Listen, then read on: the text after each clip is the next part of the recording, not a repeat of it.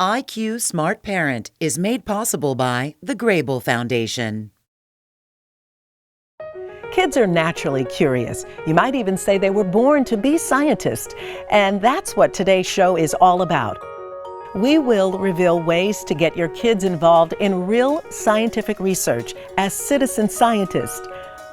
From the everyday tools used to collect data to finding research projects going on around the country, we'll tell you what it takes to raise science-minded kids who can start making important contributions to research right now. That's all coming up on this edition of IQ Smart Parent, so stay with us.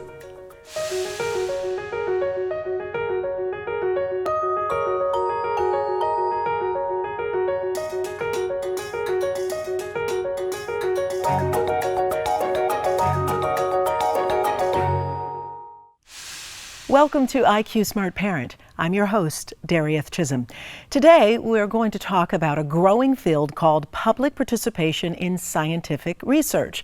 But most of you know it by the more common term, citizen science. Our guests are going to tell you what it is, how citizen science helps all of us, and how you can get your kids involved. Our first guest is Dr. Andre Samuel, the president and CEO of the Citizen Science Lab in Pittsburgh, Pennsylvania. Thanks for being here with us. Oh, thanks for having me, Darren. So let's start off by talking about what the Citizen Science Lab is and why you created it. Sure. The Citizen Science Lab is a hands-on laboratory for the inquisitive mind and the science enthusiast.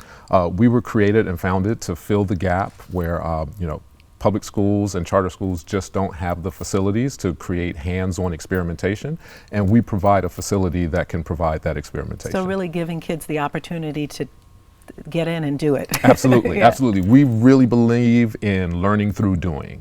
So there's not a lot of lecture. You come in and you sit down and you get right down to the science of it. So let's define citizen science. What is it? Sure. So citizen science is a collaborative of citizens across the nation and across the globe collecting scientific data to help make the world a better place. And they are, in fact, really making real contributions to research. This isn't just playing around. This is real. Yeah, absolutely, absolutely. I mean, we have people who are doing citizen science projects that involve the folding and unfolding of proteins. We have citizen scientists that are working together to collect data on the puma and the mountain lion and their ranges and how they're migrating across the country. It really is pretty vast, and there usually is a subject matter that will interest any person when it comes to citizen science. And what's the importance of making it so vast and having so many people involved? Well, science is a collaborative effort. It always has been, and it always will be. And so you get that collaborative effort from people with a number of different skill sets. You have a number of different observations, and therefore you have stronger data points that you can actually make a hypothesis on. Now, we're all about kids on this program. Right. So do kids really make good scientists? Kids make excellent scientists. A lot of people don't really realize it, but they are naturally inquisitive. They love seeing scientific experiments, and they love exploring, and it sort of sets a springboard for them to know more and investigate more. So let's show how easy it is to do real science. Sure. You brought along some things for us to take a look at, if you can share that with us. So we have here a pH indicator that can be made at home, and it can be made at home simply by boiling some red cabbage and in a big pot of hot water, and then straining it, and then you get this nice purple solution here. This purple solution is made by the pigment that's found inside. What the pigment does is it reacts to acidic or basic environment. And so if you add a solution like typical household cleaners, baking soda or vinegar, you get a color change, and that color change is based on the pH. And this is really good for kids to see. So if you'll show us Sure, the example sure. here. So the first thing we'll do here is we'll take a household cleaner with bleach, and we're going to add it. And voila, you see you have a nice color change here. The next thing we're going to do, and over time this might even get a little bit yellower, so it's orange now. And then here we're going to add some baking soda. And give it a good mix. And you'll see that it's turning blue. And as you're doing this, which is great, and you can certainly continue, what's the value in this in terms of how kids really understand this process? Well, so this is a great way to sort of introduce a common thing that we find in biology and the life sciences, which is the pH scale. And then allowing them to investigate certain household items can help them understand the nature of the pH of these compounds. And you sort of get a foundation to go ahead and investigate further and see what's acidic, what's basic. A lot of people don't realize that the water-based solutions that we're taking into our body range on the pH scale, so from acidic to alkaline. And if you do too much of one or the other, it could be harmful, right? Absolutely. So, right? Acids bother your teeth and cause enamel breakdown. Here we have regular water, and so we'll put that in. And so you'll see there's not much of a color change, right? And that's because water is basic in nature, all right? And then our final household item here is vinegar. And vinegar is going to make this a nice, pretty red and pink. Yeah. All right. And so you get a rainbow of pH rainbow of solutions. And this really helps children to even understand watersheds and how they are impacted. Exactly. Yeah. Exactly. And it's a great way to go ahead and test even some of the water from watersheds, mine drainage. You can take that water, you can add it to the solution, and the solution will tell you whether or not it's basic or acidic. Why is it so important to raise children to be scientifically literate? That's a great question. Science is all around us, Darieth. It really is. No matter what, from the trees and the grass to the buses and the cars that we use and the computers and the smartphones. Having an understanding of how these items work and a foundation in STEM allows us to create the newer, wonderful things that we have nowadays. It allows us advancements in technologies and advancements in medical technologies. The only way that we can get there is by having a strong foundation in science literacy. And so with so much of this going on, how can families determine a respectable evidence-based science project to be involved in? Wow, that's a good question. There are a number of resources available.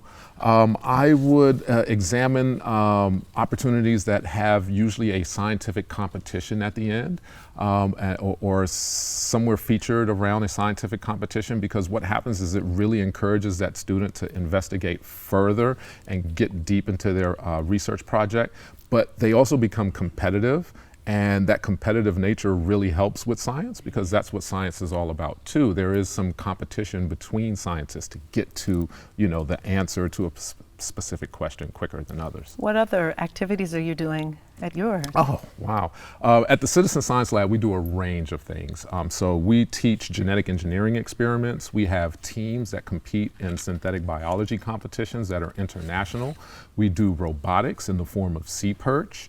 And then we do a lot of microbiology and life sciences, DNA sequencing and fingerprinting. Well, these are certainly some things that some students aren't learning in schools, so having this opportunity to be there really advances their understanding of science. Yeah, absolutely. And what we found is we've been around for 5 years, so we have students who came to us when they started high school with another major in mind, such as wanting to go to law school or business, and then have completely turned around and become science majors and are now at universities across the country with science majors. Yeah, and it certainly appears that this is vital and really important, particularly for underserved populations. Absolutely. And really giving a range of diversity opportunities. Yeah, absolutely. That's, minorities are really underrepresented in the sciences, and so are women in the field.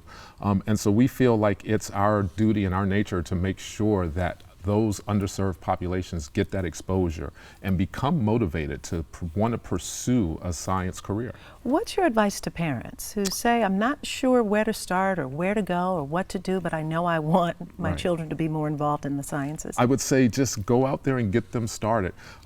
Support it. Even if you don't think they have an interest, if you can find a program that does true hands-on interactive science, I can guarantee you 9 times out of 10 that child is going to be interested in it. And if they don't have access to one nearby, things they might do at home? Sure. Or things from the internet? Yeah, from the internet. There are lots of resources. There's do-it-yourself science websites. There are a number of YouTube videos that have content that is very similar to this, that actually teach our kids something rather than sitting around and watching them opening up a new toy or something like that. So I would encourage the internet as a resource for sure. And it's a great way that the entire family, of course, can be involved, not just the kids watching YouTube, but the parents. Right, and right, dusting absolutely. off our science. Yes. I mean, skills. just last night when I was in the kitchen preparing this, my daughter and my wife crowded around and they were like, this is so cool. You know, let me take pictures, let me take videos. And it was an opportunity to teach them about it. All right, great. Well, you certainly brought great information for us to take part in, and we appreciate it. Thank you for being here. Yeah, thanks for having me. Are you ready to see citizen scientists in action? Check out these experts who rely on everyday people to help them protect one of our planet's most valuable resources, water.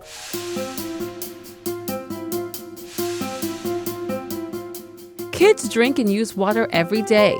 They know it's necessary, but they may not know about the scientists working behind the scenes to make sure their water is safe.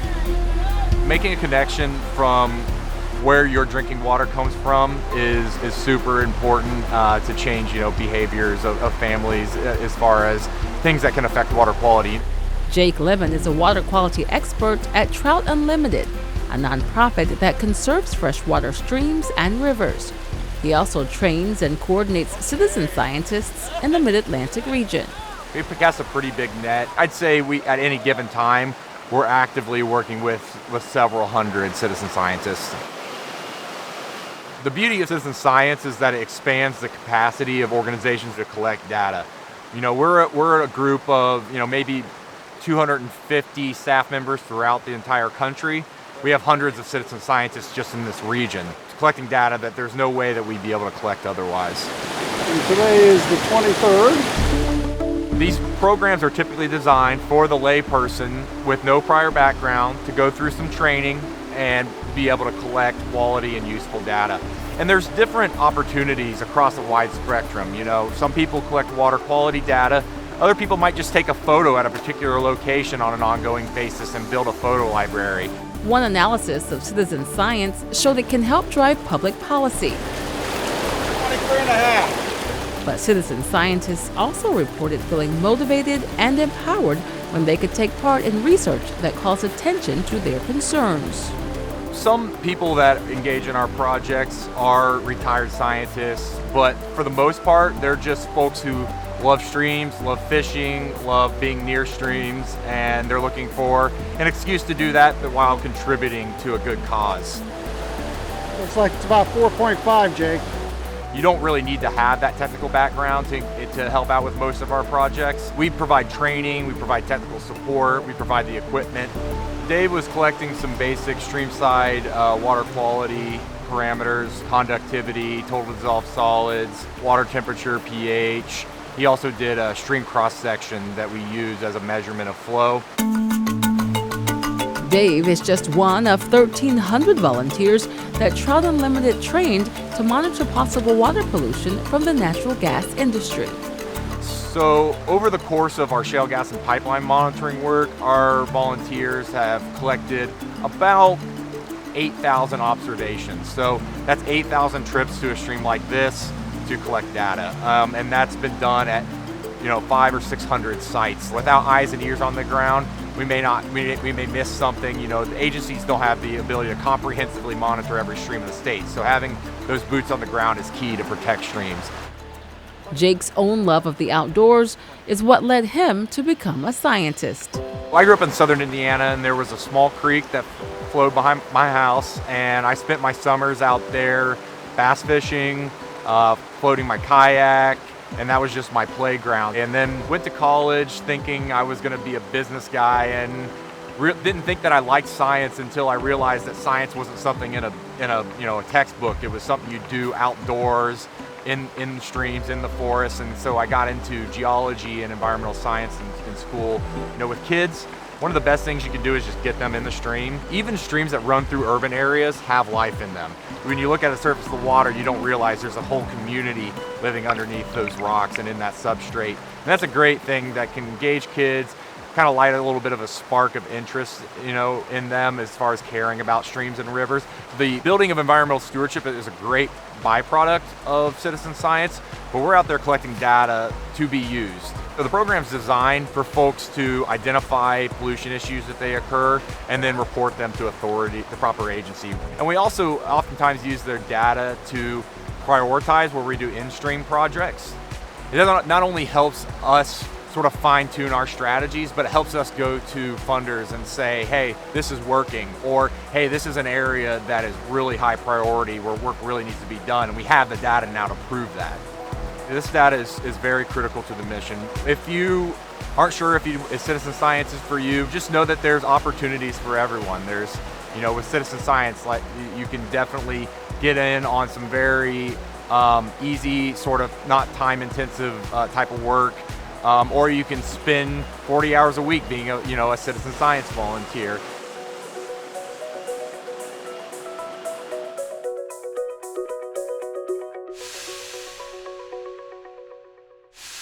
Think of citizen science as crowdsourcing at its finest. In fact, humans have been studying the skies and our planet since ancient times, observing patterns, gathering evidence, and building scientific knowledge to move society forward.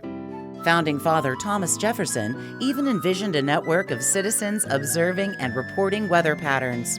He recruited volunteers in 6 states, an effort that eventually grew into today's Cooperative Weather Observer Network. It draws 1 million volunteer hours annually at 12,000 sites across all 50 states. 2020 marks the 50th anniversary of Earth Day. And to recognize that milestone, 3 groups have teamed up to organize the world's largest coordinated citizen science campaign. It's called Earth Challenge 2020, and it engages volunteers from around the globe to collect information about air and water quality, pollution, and human health. With the help of citizen scientists, the campaign's goal is to collect more than 1 billion data points. Visit our website for more resources about citizen science, educational tools, and apps you can use, and ways to search for research studies near you. Right now, I'd like to welcome our next guest, Sara Espinosa of the National Environmental Education Foundation.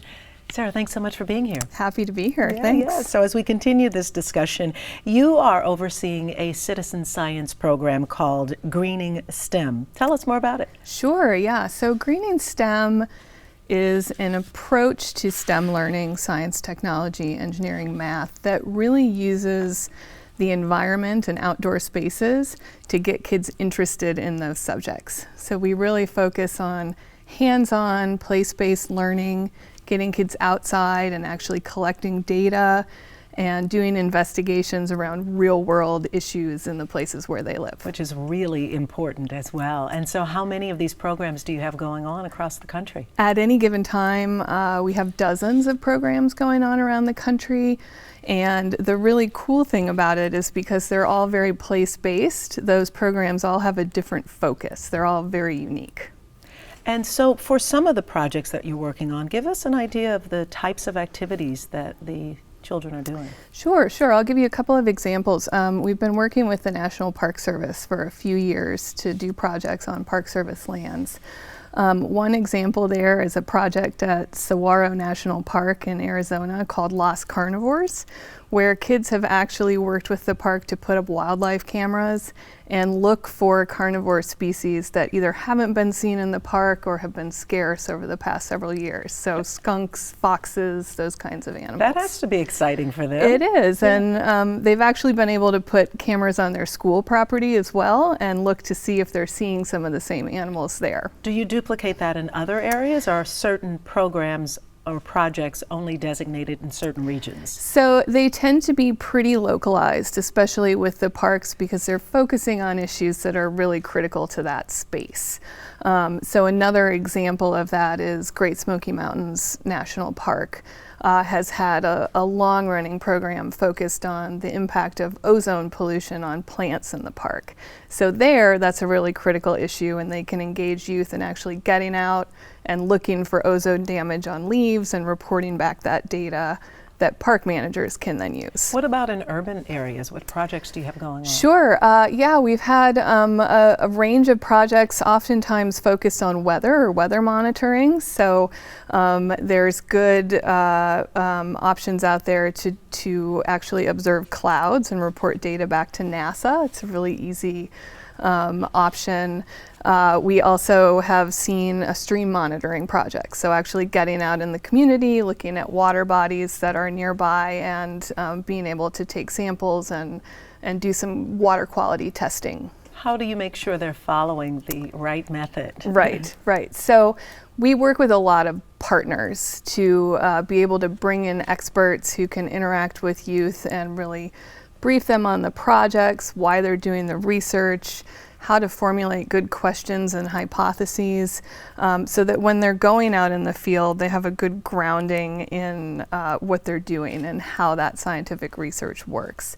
We also try to provide opportunities for kids to practice using tools and skills in the classroom before they go out into the field. So for example, if they're taking temperatures or collecting air quality data, they've had a lot of time to get used to those tools and instruments that they'll be using, and they're ready to roll when they're actually out in the field. Do you partner with certain companies or organizations to help make this available throughout? Yeah. So most of our partnerships are with public lands. So federal public land agencies, National Park Service, Forest Service, Bureau of Land Management, but also state and local agencies. So we often engage the experts from those agencies and those places, so national parks, U.S. forests, to get into schools and educational settings and engage with youth, and then actually get the youth out to those places as well. Well, you know, this certainly could be very fun for a lot of kids to be involved in, but Yes. long term, what do you see as this being the value for them? Sure. There is really long-term value. A couple of things. Actually, there's been some really recent research done where researchers at the University of Illinois looked across a whole bunch of studies on nature and learning. And they found that some of those longer-term impacts are, one, that having an opportunity to get outside, to interact, encourages positive environmental behavior beyond just that experience. And two, it provides some of those life skills, those personal development skills, asking questions. Have you been able to track real scientific contributions that some of the children have been involved with? We have. So Great Smoky Mountains is a great example. They have created these programs at the site where kids have been going out, looking at the impact of ozone on plants in the park and documenting damage to plant species. And those programs have been running for 13 or 14 years. So they've been able to collect far more data than scientists could alone, and have created this data set that they can then use to look at trends from year to year and understand how air pollution is impacting the species in the park. Why is it important to raise kids to respect evidence-based research? Yeah, so respecting evidence-based research, understanding the scientific method, really enables us to evaluate information and make good decisions. So the core kind of critical thinking skills that come through the scientific method, asking questions, looking for data, making hypotheses, drawing conclusions, are things that kids can certainly use in scientific inquiry, but they can also use it in all different areas of their lives to make decisions and evaluate information that they receive. One of the things that's been really fascinating to me is how readily kids are able to draw connections between what they're doing in the field and their own communities and their own daily lives. So one, they're often going home and talking to their families about what they're learning, which is a really great way to get parents interested and involved. But two, they start to realize that the things they're doing in the field, whether it's looking for carnivores or looking at damage on plants, can happen where they live as well, right? So, you know, there's that parallel between what's happening at the park and what's actually happening in the field. Oftentimes there's also learning opportunities. So why are we looking at this research? For instance, why are we looking at damage on plants and what causes it? And then how can I, as a student or a parent, actually help solve that problem at home? And how do you encourage parents to be more involved with this? Sure. There's a few ways parents can get involved. Certainly volunteering at schools, joining field trips. We've heard from some of our partners that kids go home and they're really excited, and suddenly parents are asking to come on the field trips because they've gotten interested in what the kids are doing. But beyond that, there's plenty of opportunities to engage at home or on a smaller scale. So there's lots of resources and apps out there that parents and caregivers can use to actually engage in some of these activities at home. Fascinating. Great. Yeah. Well, we want to thank you so much for being here with us. Sure, of Great course. information. Thank Yeah. you. Our planet is facing serious threats, and it's going to take the best scientific minds to solve our problems. We hope today's guests have inspired you to get involved and to raise your kids to be confident citizen scientists. Thanks for being here, and we'll see you again next time for more IQ Smart Parent. Want to learn more about IQ Smart Parent? Visit us online at iqsmartparent.org for more episodes and additional tools and resources. Connect with us on Facebook, Twitter, and Pinterest to share your thoughts on being a 21st century parent.